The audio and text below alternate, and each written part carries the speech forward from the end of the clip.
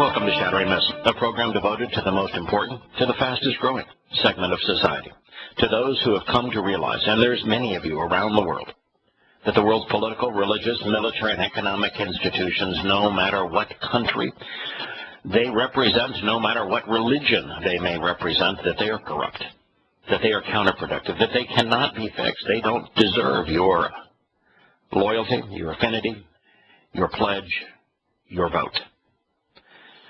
Our mission, therefore, is to know who is working against our interests, to understand how and why they are doing so, because exposing and condemning such schemes isn't hateful, it's caring. In our concluding hour, we're going to turn back to the prophet Isaiah, and we're going to use evidence and reason to explore the teaching that Yahowah provides along with his prophetic witness, because ultimately, his covenant provides the only reliable answer for you and your family. Our phone number, if you'd like to discuss anything that is brought up in this program over the next 3 hours, is toll-free,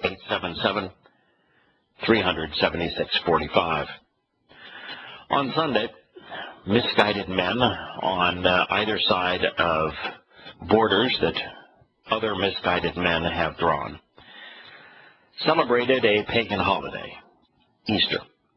And yet the Orthodox Easter messages from the patriarchs in Kiev and Moscow only serve to highlight the deep division that is across the Ukraine, Crimea, and New Russia.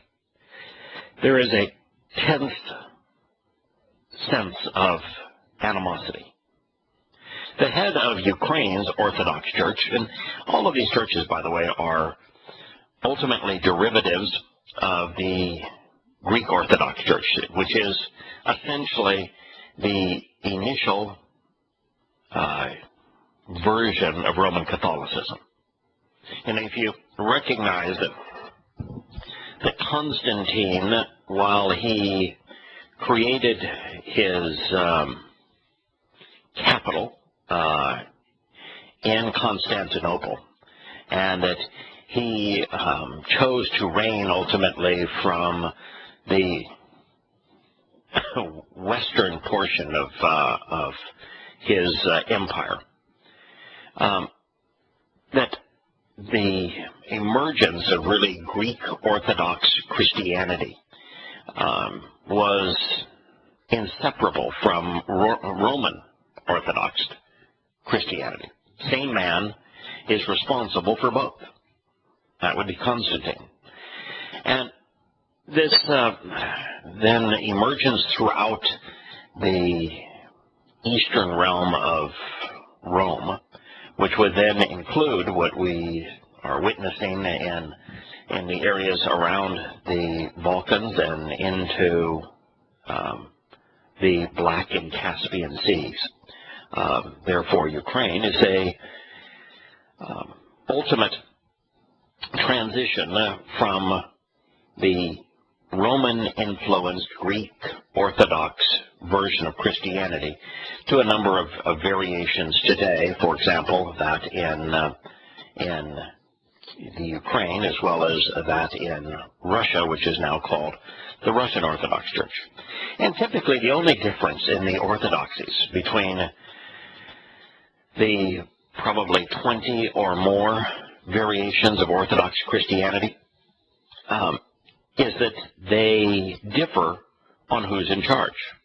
Their religion is almost identical. They are very set in having a church hierarchy, something that God despised. They are all claim to be directly authorized and inspired by God, which is untrue. They all show a overwhelmingly inappropriate reverence for saints, something that God said was an abomination. They all pay homage to Mary, even though that is wholly and completely inappropriate. And so it's basically the same religion, all derived from the same source with the same flaws, with the only difference really being the location of their influence and who's in charge. very similar to other religions when they break into sects like this. So the head of the Ukraine's Orthodox Church, Patriarch Filaret, accused Russia of aggression and evil. Now, there actually is no indication that Russia has been aggressive or evil, but truth has never been a strong suit of Orthodox Christianity. The Russian Church Patriarch, and this would be the Russian Orthodox Church, Kirill, asked God to end the designs of those who wanted to rip Russia and the Ukraine apart. Well, the reality is, from the Russian Orthodox perspective, Russia is, Ukraine is part of Russia, as is particularly New Russia, which would be what we refer to today as the Eastern Ukraine. It was always referred to as New Russia, or Little Russia, and Crimea has never been considered part of the Ukraine. So his perspective is, my dominion as an Orthodox cleric is Russia, and therefore I want everything under Russia. The Ukraine's patriarch says, my dominion is over the Ukraine. I want everything under the control of Ukrainians, because those things increase their power.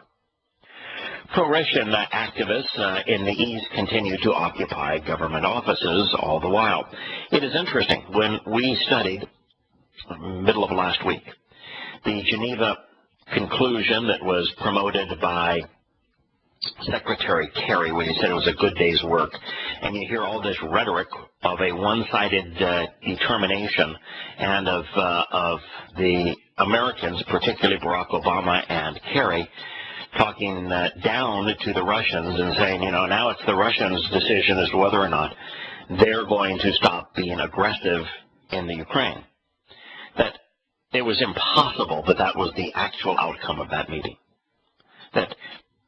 That nations don't go into discussions and come out with an agreement to label one side black and the other side white, the other side, one side good, the other side bad, and have a verdict, a conclusion, a path that is wholly one-sided. And that's what the United States claimed, that the Russian-speaking individuals, the pro-Russian individuals in New Russia, in Little Russia, in eastern Ukraine, would simply turn over their weapons. They would leave the buildings, but that the thugs in the Ukraine and Kiev, who had occupied buildings and who now claim to be a government, they could remain. And it was nonsense. It was impossible that that was how it was being perceived on both sides, and I said so. And immediately thereafter, what you say, which we hear, is that the pro-Russian activists in Little Russia and New Russia are saying, we don't have no problem with the agreement as they perceived it, which is that those in Kiev are occupying government buildings and have done so through force, just as they are doing in the East. And so they're saying, if the government in Kiev, the so-called government, they leave those buildings and recognize we don't have a government currently in Russia, we'll do the same. If they put down their arms, which now they control the Ukraine's military, such as it is, then we'll put down our arms, which is that the pro-Russian protesters have commandeered the assets of what used to be the Ukrainian police. That's why they're in unmarked uniforms. That was their uniform. And the reason that they're unified in opposition to Kiev is that the government of Kiev is trying to hunt them down and blame them for the deaths that were mostly perpetrated by the protesters in Kiev. So that's the situation that exists here.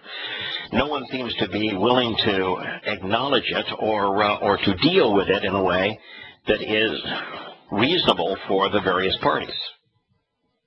And there's no attempt to recognize the despicable history, even present, as it relates to the Ukraine, particularly the Western Ukraine. It's the most anti-Semitic place on earth. It is the most lecherous as it relates to entering into business deals with other parties, not only reneging in them, but being outright thieves. There is no country that has a more sordid and problematic history as it relates to borrowing money and changing all of the terms and conditions and not paying it back.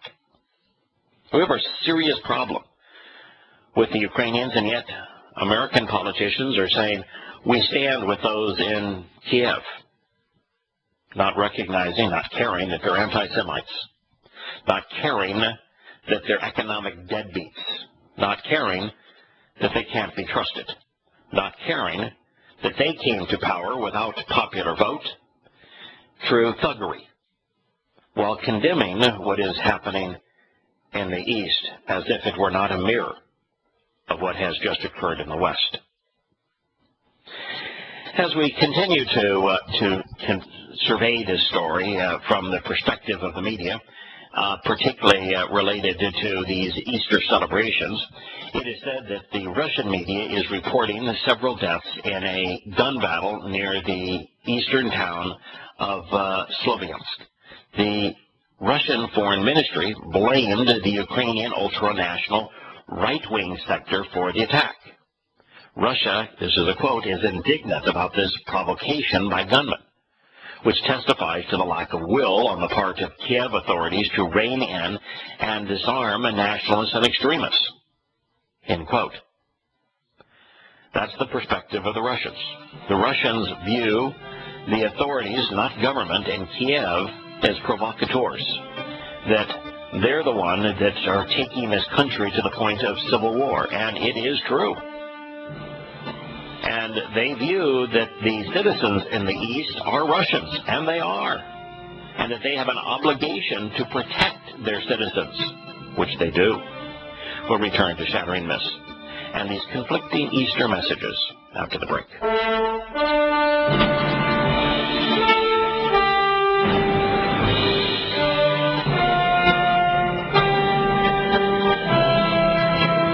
Returning to the religious message pronounced during Easter by the dueling Orthodox clerics. In his Easter message, Patriarch Philip said, "Against our peace-loving nation, which voluntarily gave up nuclear weapons, there has been aggression, there has been injustice." Oh, spare me. They didn't give up their nuclear weapons. They weren't their nuclear weapons. They were Russia's nuclear weapons. So if they're going to say that they gave up their nuclear weapons, then we have to realize that they're Russia. Moreover, their weapons weren't just given over as a peace-loving nation. They've never been a peace-loving nation. This is the most vicious nation on earth relative to their pogroms, their vicious attacks against Jews, where more Jews have been savaged there than any place else in terms of looking at historical events. Moreover, they were bribed into giving up those nuclear weapons. They negotiated deals from Russia, concessions from Russia, particularly on the natural gas, to surrender the weapons. And there has been no aggression and no injustice perpetrated against the Ukraine, unless you look at the mob in Kiev that took over the government buildings. The people voted 97% in Crimea to leave the mess of the Ukraine, the failed experiment and join Russia. In the East, they're trying to accomplish the same, and they want the same kind of referendum. That's all they want to do. That's not an injustice, and there has been no aggression. But again, when it comes to religious patriarchs, truth is in rare supply. It's the first thing sacrificed. This is a quote to them. A country which guaranteed the integrity and inviolability of our territory has committed aggression. God cannot be on the side of evil, so the enemy of the Ukrainian people is condemned to defeat, he said. Well, that would be an illusion. Russia didn't guarantee the integrity and inviolability of the Ukraine. The Ukraine simply said, we don't want to be part of Russia during the breakup of the USSR. And it has been an experiment that has failed miserably. It has failed economically. It has failed politically. It has failed in terms of political revolutions, 2 of which have already occurred in 20 years. It has failed economically. They've gone from being prosperous to bankrupt. And there is no proof whatsoever of Russian aggression. There is proof, however, of Ukrainian aggression. God has no interest in what's taking place in the Ukraine. He despises those who despise his chosen. And so if there were a country on earth that God would say, I want nothing to do with you, I will have no involvement whatsoever with you, the Ukraine would be the prime example. Moreover, God has no involvement with Christians, Orthodox or otherwise. Nor has God ever condemned a nation to defeat that wasn't directly assaulting his country, Israel. And so if you are engaged in an assault on Israel, that God needs to intervene on behalf of the Israelites to honor his ongoing promises, then he will intervene and you'll be condemned to defeat. But if you're not assailing Israel, if your actions are in support of Israel, no matter what you may do, no matter how evil you may be, God will have nothing to do with you. He is not going to work against them. This presentation of God's involvement is the kind of stuff that gets Christians so tangled up in their underwear. They've got no clue as to what God does and doesn't do. It's like the Jerry Falwell statement, pointing his finger and says that God is judging America. He's already exposed and condemned America. He's not in the process of actively participating in the nation's demise, and he's not going to participate in the demise of Russia. He's not going to participate in the demise of the Ukraine. They're doing a fine job on their own of destroying their pretense of a country. We'll be back with Shattering Myths and the horrible news that continues to emanate for this part of the world. The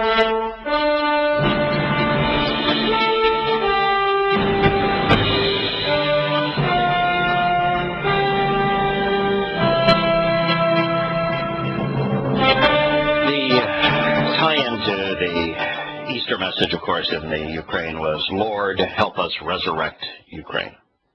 Well, that assumes that, of course, that resurrection actually occurred, and it didn't. That would assume that God's name or title is Lord, and it isn't. And that would assume that the Ukraine was once alive, and it never has been. There has never been a viable country known as the Ukraine. So once again, everything that was said is wrong. It's also to infer that the Ukraine is now dead.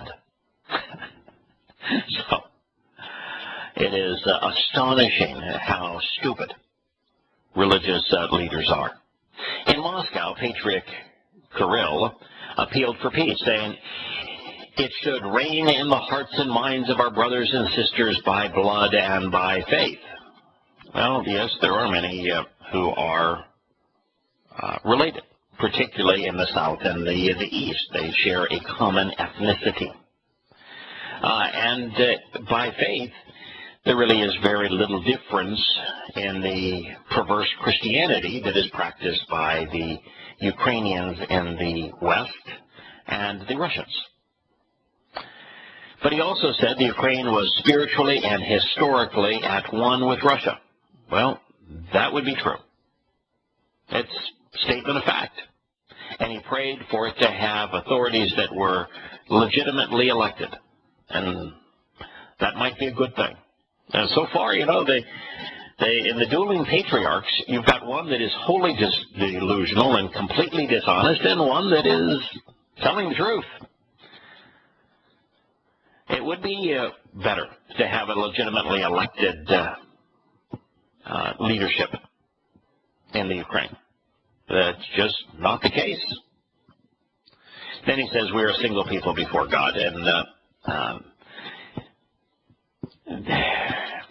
this idea that they are a people before God is only true if you recognize that they are a people against God, and before and against are similar. The Ukraine's acting president, Oleksandr Turkmenov, said in his Easter message, I love it that politicians are deciding to be religious, and overtly religious. Happened Cameron and just over the weekend, as he spoke of his Britain being a Christian nation and all of the wondrous achievements of Christianity. And when you look at the sordid history of the United Kingdom, I don't see such evidence of goodness. But then again, I associate evil with Christianity, as does God, so perhaps it is a Christian nation. Anyway, speaking as if his religion and his politics were swallowed up in one, as is the case around the world, the president, we should say the acting president of the Ukraine, said, "We are living in a fateful time when Ukrainian people have decisively affirmed their striving for freedom and justice." Well, that would not be true. First of all, there really isn't such a thing as the Ukrainian people. And they haven't strove for freedom. They strove to occupy government buildings. They were not looking for freedom. They were free of Russia, and they wanted to be free of their own government. Well, that's a extraordinarily odd interpretation of freedom. And mob rule isn't justice. They circumvented their constitution to appoint this illegitimate government. Once again, the acting president, like the cleric in the Ukraine, is creating an illusion. It's the same illusion that America is supporting, by the way.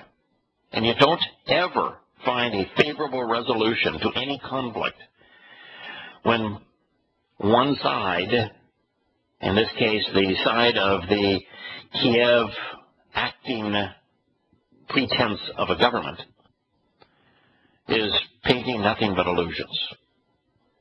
In an interview to be aired in full later on NBC's Meet the Press, the Ukrainian's interim prime minister, Yatsenyuk, accused Russian President Vladimir Putin of trying to restore the Soviet Union. You know, this kind of rhetoric is extraordinarily dangerous.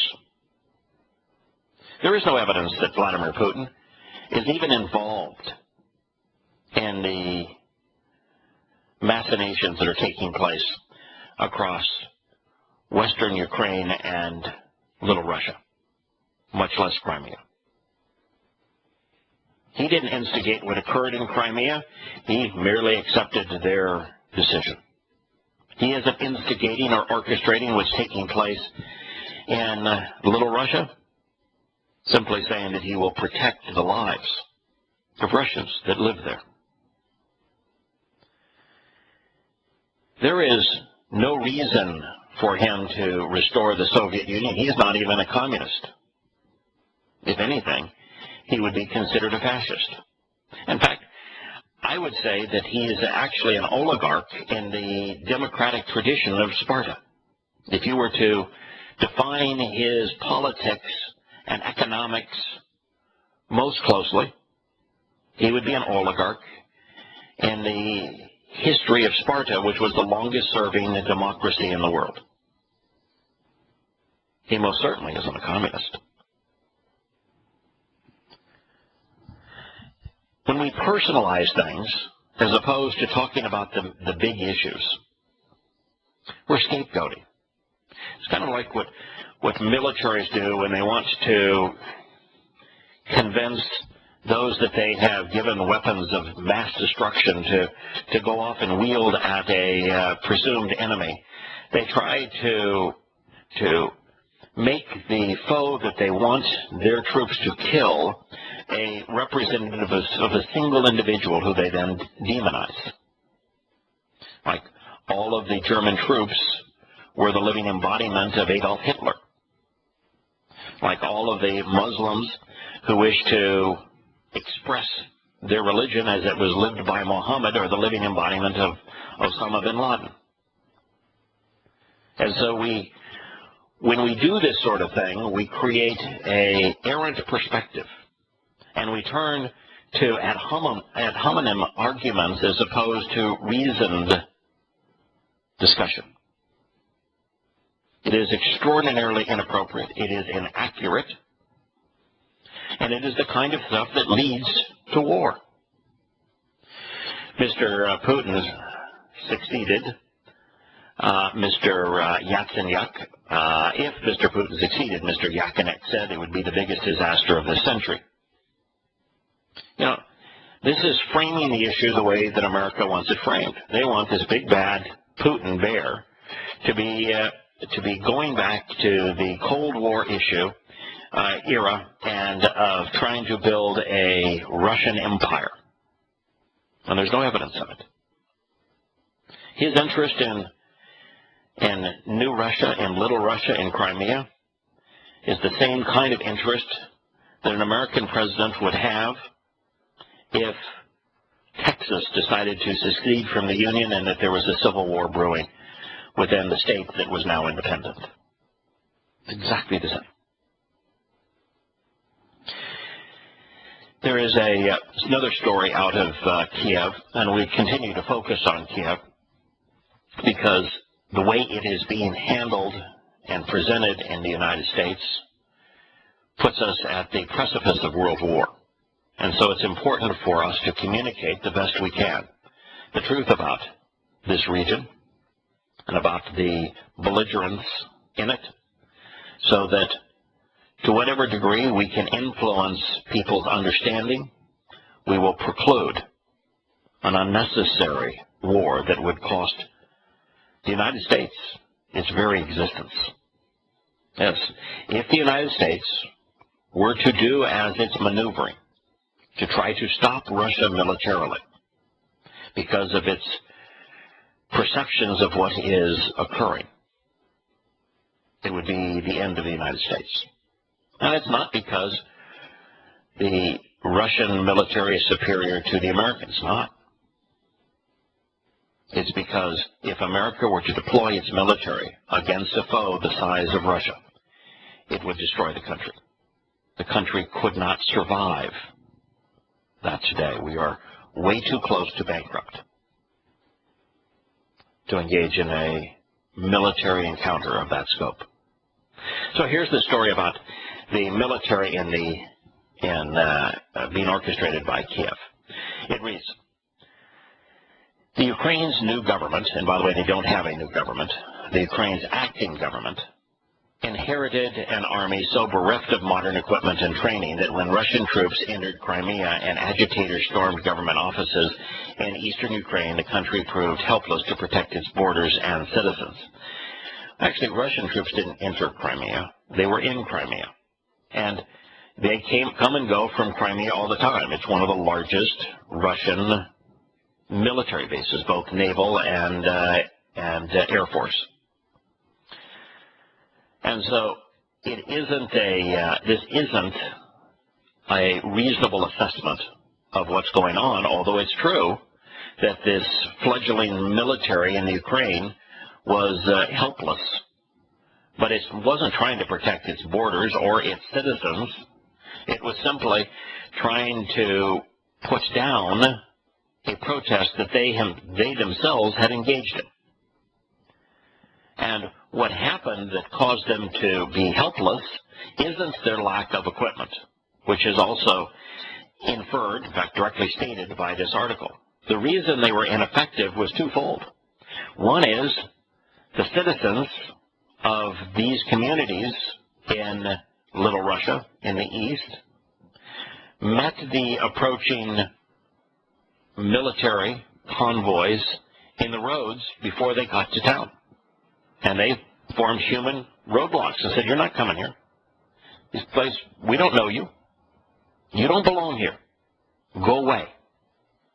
And that was the prominent reason, the primary reason that they failed. It wasn't because their armored personnel carriers and their helicopters and their airplanes weren't capable. It's because the citizens of these communities resisted them. And second, the bases in the eastern cities were occupied by a substantial percentage of Russians who said, not only aren't you going to use these weapons against the people of the 12 cities of the eastern area, but we're going to deploy them. And so the government of the Ukraine, if you want to call it that, didn't have access to their own implements of war because they were taken by the Russians.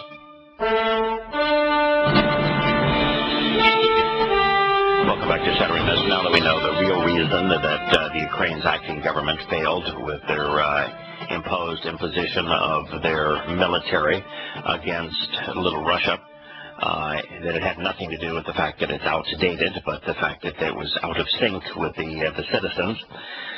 Let's continue with this article. It says the corruption that had darkened all of the nation's institutions and had provoked demonstrations to stand their ground in Kiev until the leaders fled.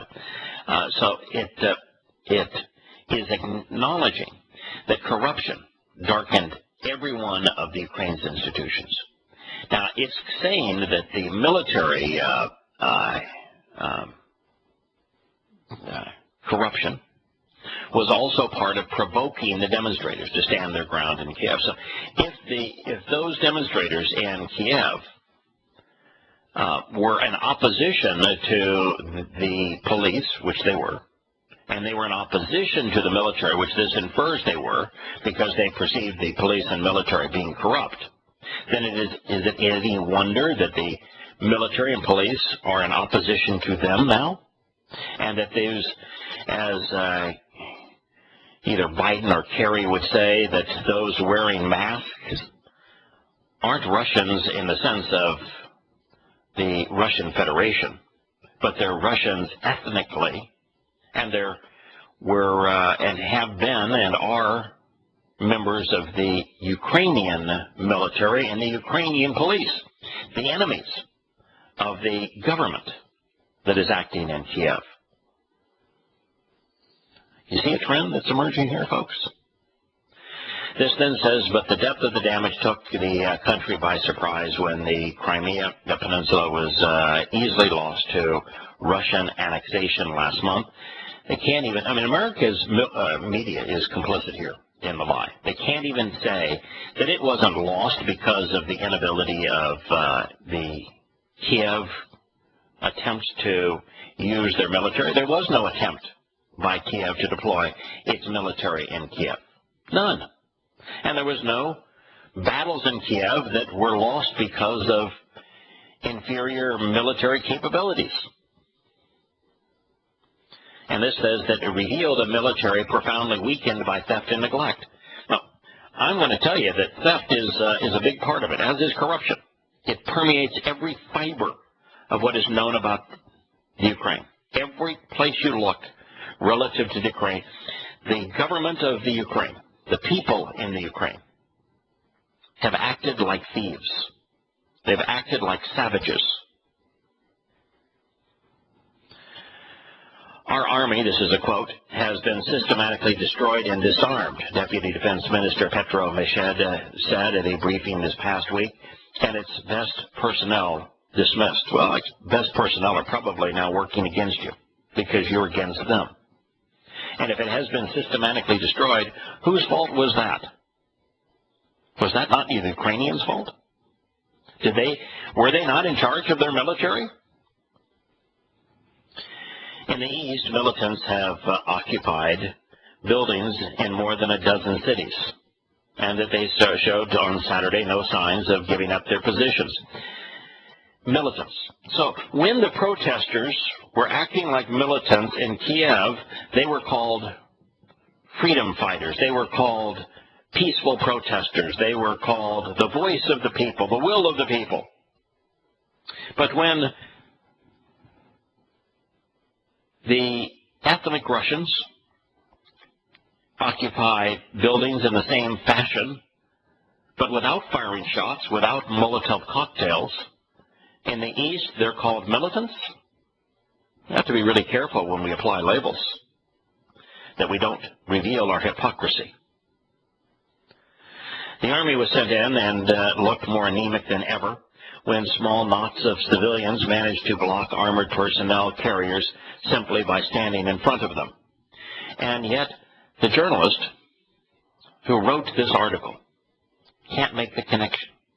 They failed because the citizens who stood before them represented the communities, represented the people who lived in those communities, in those 12 cities. And they didn't want the invasion of the Ukrainian military. They wanted to be free of the Ukrainian military. It was one of the most heroic acts witnessed in the last decade. And yet, the journalists, politicians alike, NATO see it as sinister, when it should be viewed as enormously heroic. It should be viewed as something of individuals taking a stand against military aggression to preserve their right to be free. Individuals standing in front of armored personnel carriers, and yet they're the ones that are being condemned. What's wrong with us?